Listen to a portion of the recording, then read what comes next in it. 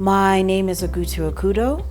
I am an oil and energy expert, but I'm also an energy and extractive enthusiast. I started an organization in 2011 called Women in Energy and Extractives Africa, known better as WEX Africa. We are a social enterprise working to bridge the gender gaps in the oil, gas, mining, and alternative energy sectors. And what we do is we work with private sector companies, donors, international aid organizations, multi-million-dollar firms, and international oil companies and energy giants.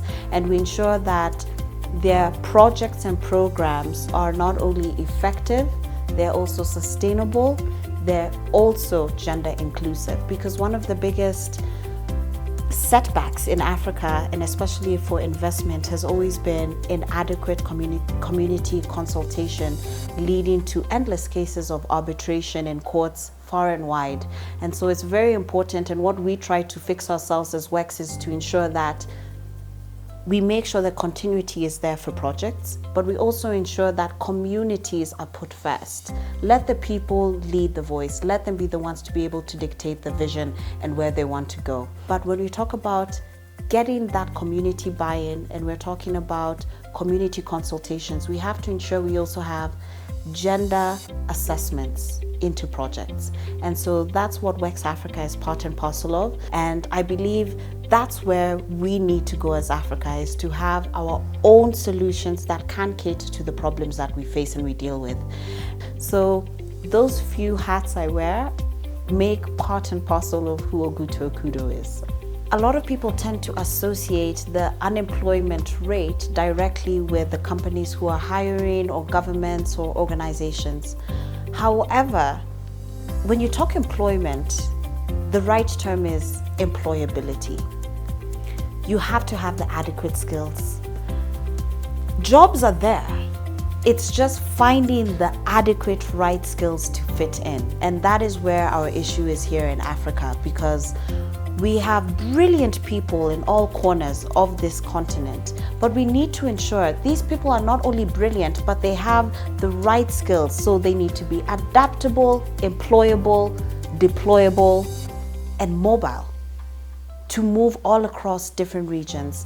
Now, what African countries need to do is we need to invest further into science, technology, engineering, and mathematics, better known as STEM. And doing this and making sure we invest, we're going to be able to ensure that the outcomes are, the impacts are direct. You have more youth, more women, more young men as well, getting opportunities for employment. And what happens with this as well is because African budgets done continentally within different countries and nations, we spend less than 1% on research and development. Now, if we need to leapfrog, and we're already talking about, right now we're dealing with a technology burst. Technology is disrupting. So as much as we have to also keep up technologically, we also have to make sure we catch up infrastructurally. The mindset has always been that Africa's greatest resource are her natural resources. Yet Africa's greatest resource is you and I. It is the people. We are the greatest resource. So we need to move and change that mindset and invest more in the African people, educationally, mentally, physically, spiritually, emotionally, to ensure that we can emancipate ourselves from the thoughts and the things that have held us back in the past, to be able to take 2 steps back, to take 3 steps forward. And so right now, more than ever, Africa is at the hot seat.